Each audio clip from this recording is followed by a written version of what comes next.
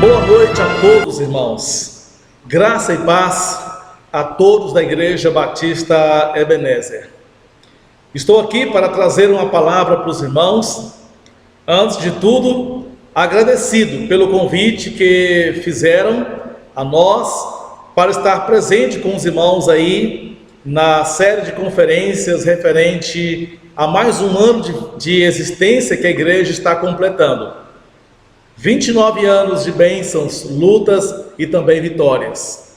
Obrigado, irmãos, pelo convite. Apesar que, em razão das circunstâncias que estamos vivendo, infelizmente não foi possível estar presente, porque sabiamente toda a igreja, e juntamente na pessoa do pastor Milton, seu líder, tomaram essa decisão de suspender as reuniões presenciais. Fizemos o mesmo aqui em Várzea da Palma, mas continuamos confiando na soberania do Senhor. E quero parabenizar a igreja por mais este ano, que os irmãos, trabalhando com muita alegria, tem sido uma referência também na pregação do Evangelho, que eu vejo como a principal obra da igreja. Deus abençoe a cada um de vocês, para que continuem alegres, firmes, crendo que o Senhor há de nos prover o livramento no momento certo para estarmos juntos dele na glória. Irmãos, eu gostaria de ler aqui no livro de Provérbios, no capítulo de número 4, para podermos refletir um pouco sobre o caminho do justo. Provérbios, capítulo 4, verso 18. Diz assim o texto, que os irmãos podem acompanhar aí na sua casa, com a sua família, para podermos deleitar nesse texto. Mas a vereda do justo é como a luz da aurora, que vai brilhando mais e mais, até ser dia perfeito.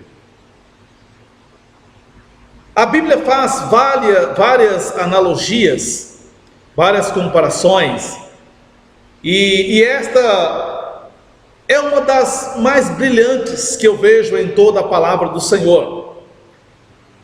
A Bíblia nos chama de ovelhas, fala que Jesus diz que nós somos luz, nós somos sal da terra, mas aqui ele fala sobre a vereda do justo, o caminho do justo.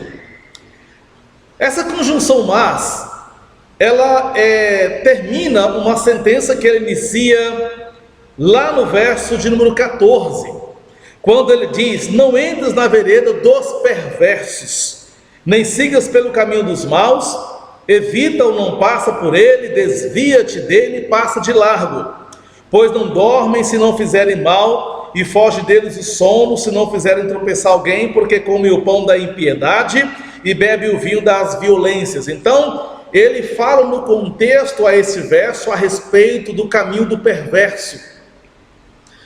E no verso 18 então ele diz: mas, ao contrário do que é o caminho do ímpio, o caminho do perverso pode estar recheado de muita glória fictícia deste mundo, de muita maldade, de muita imoralidade, idolatria e comportamentos perniciosos.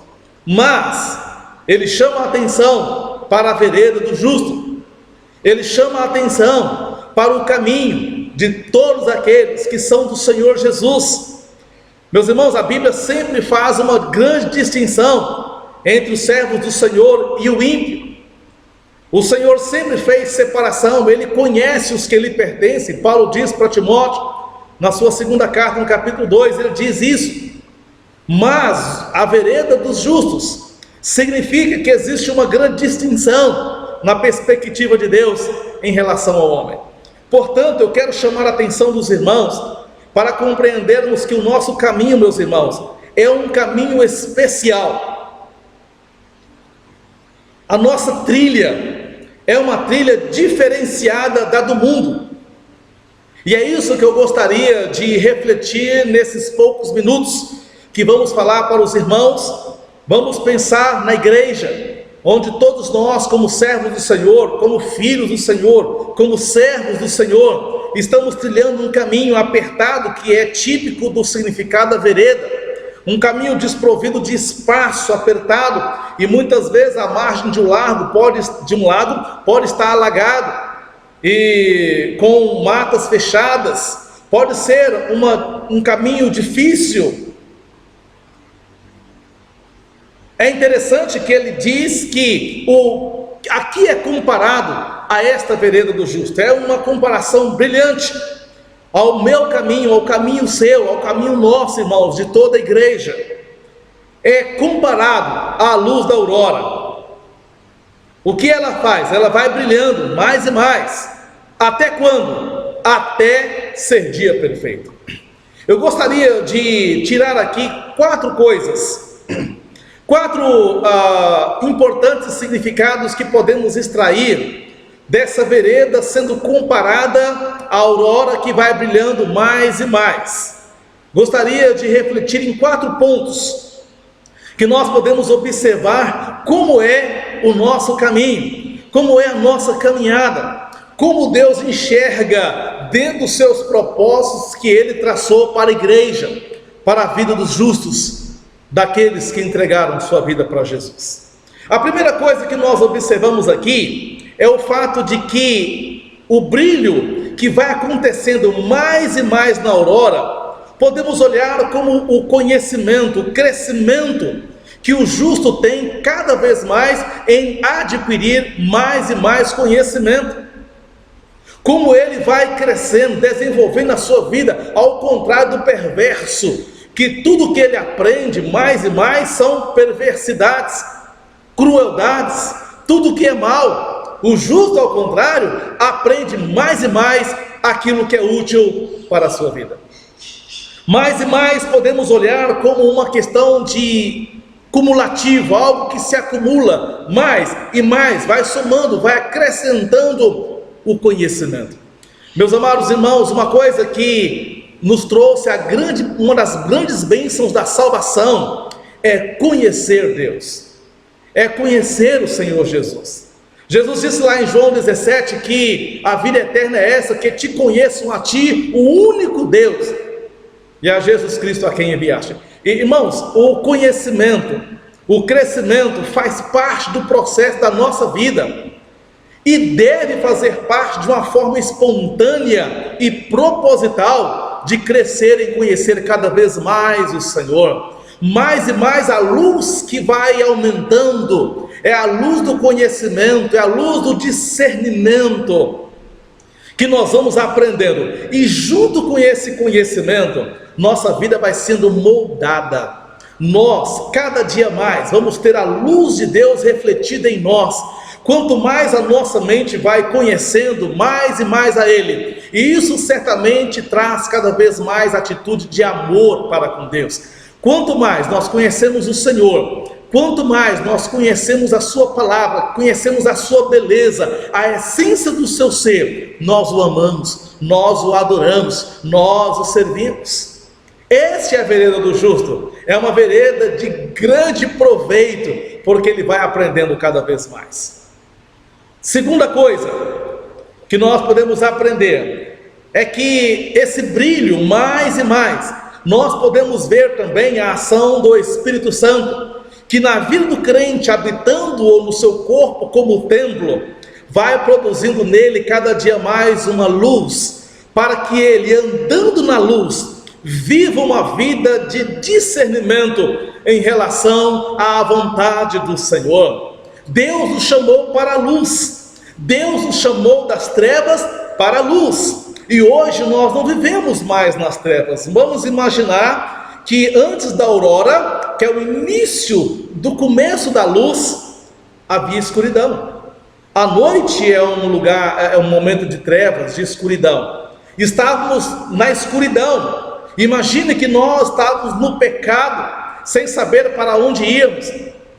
Mas quando o Senhor Jesus nos salvou, o Espírito Santo nos selou, passou a habitar em nós, e Ele veio ser essa lâmpada interior, que brilha-nos para que possamos enxergar o caminho, para onde nós vamos andar, para onde nós vamos caminhar. e assim, meus irmãos, nós vamos tornando cada vez mais brilhantes. Jesus disse que nós somos a luz do mundo. Eu creio que essa progressão, essa mudança que o Espírito Santo trouxe em nós, foi justamente para refletir essa luz de Cristo.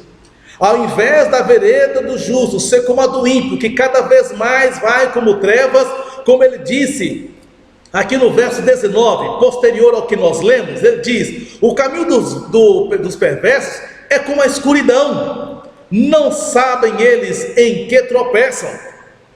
Veja que quem não tem o Espírito Santo vive na escuridão, não sabe para onde vai, mas tem um comportamento totalmente reprovado, ao contrário do caminho do justo. É um caminho que vai brilhando, o Espírito Santo vai trabalhando em nós, para nos ajudar, irmãos, moldando a nossa vida, nos ajudando a desenvolver nossos talentos, nossos dons, para que cada vez mais a nossa comunhão com Deus seja estabelecida. Cada vez mais Ele vai estabelecendo em nós uma união com o Senhor, para servi-lo de coração, com alegria, com amor. Uma coisa, irmãos, que hoje nós precisamos muito é discernimento espiritual. E eu creio que esta luz que cada vez que passa o crente vai desenvolvendo, ele vai tendo mais e mais luz das verdades de Deus, para que ele possa discernir tanto o mal quanto o bem, e também para ser livre das ciladas do diabo.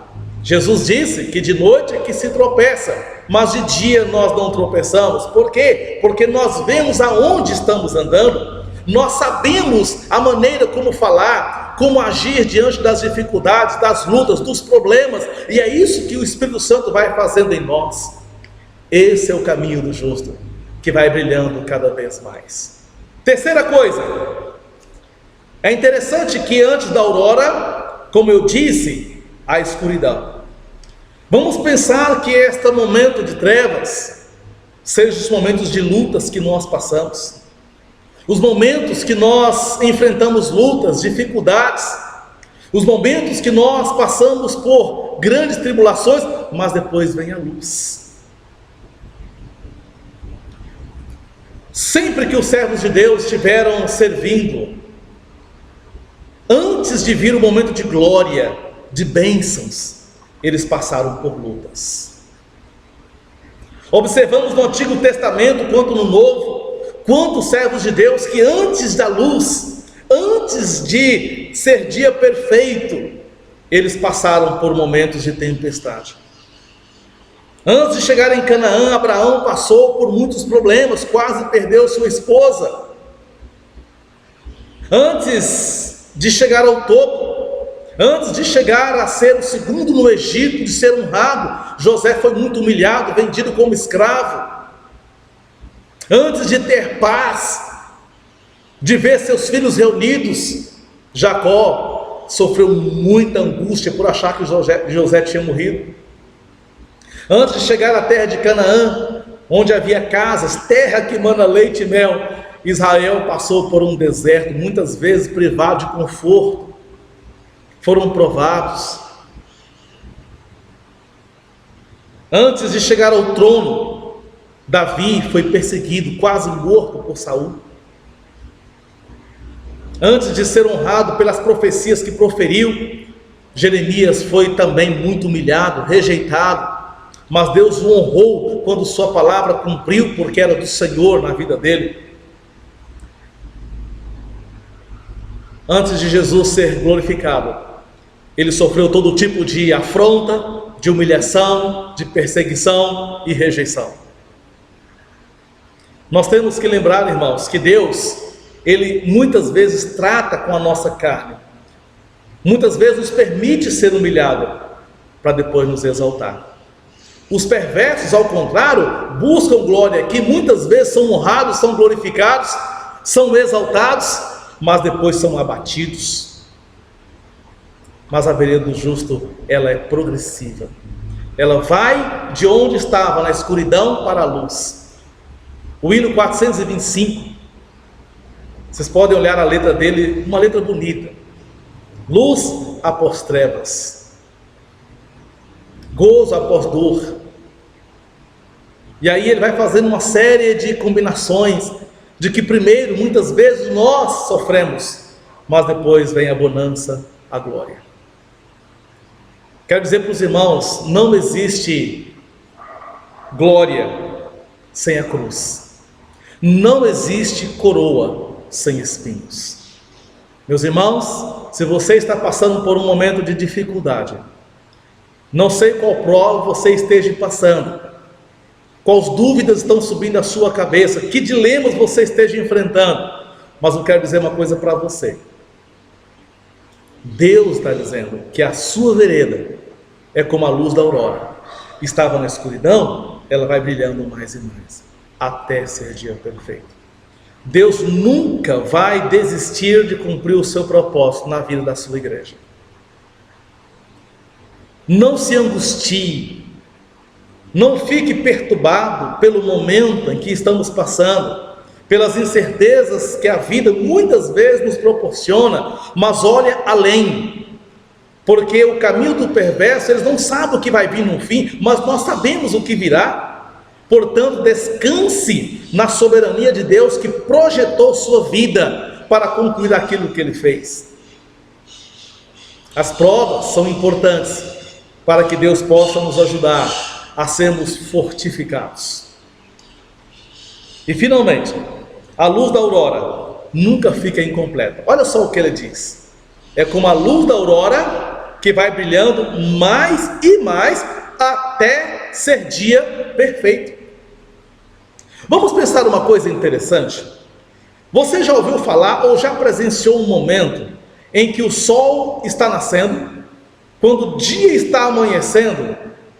Imagina, chegou lá nas 7 horas, ele voltou para 5 horas da manhã. Já vimos tal feito? Parece uma coisa até estranha eu comentar isso, porque isso não existe. Não existe retrocesso na luz da aurora. Ela não volta atrás. Ela vai mais e mais, significa estar sempre indo para frente, está sempre indo, progredindo, não retrocede, não volta atrás, vai avançando mais e mais até ser dia perfeito. Sabe o que nós enxergamos nisso? Que Deus nunca vai parar no meio do caminho, nos propósitos que Ele tem para a sua vida, para a vida da igreja. Olha que comparação linda, meus amados irmãos, quando eu estava refletindo neste versículo e pude enxergar isso, meu coração estremeceu de alegria para exaltar e adorar o Senhor. Temos que dizer em nosso coração: Senhor, aleluia, glória ao Senhor, por essa providência tão maravilhosa, por essa comparação tão riquíssima de algo que não pode mudar, irmãos. A nossa vida não vai retroceder, não existe derrota na vida do crente. Paulo falou lá em Romanos 8:37, em todas estas coisas somos mais do que vencedores, por meio daquele que nos amou, porque assim como o sol que vai subindo até chegar ao meio-dia, que é considerado o dia perfeito, completo ali, da meia-noite até o meio-dia, assim vai ser a vida do crente. Filipenses 1:6, eu estou certo de que aquele que começou boa obra em vós, há de completá-la até o dia de Cristo Jesus. Esse é o caminho que Deus traçou para a igreja. Não existe retrocesso, não se volta atrás e nem para. O sol não para, ele não fica parado, se vai ou não vai, está cansado, ele continua rompendo até a luz ser perfeita. É assim Deus agindo em nós, ainda que você não perceba, ainda que você não sinta, não dependa das suas emoções, simplesmente confie de que essa luz está brilhando cada vez mais sobre sua vida, que os propósitos de Deus estão encaminhados. O cronograma de Deus não está atrasado. Eu creio que a igreja do Senhor Jesus está sendo preparada para o grande dia da glória. Que o Senhor nos abençoe, meus irmãos. Que Deus abençoe a sua vida. Que Deus abençoe toda a igreja.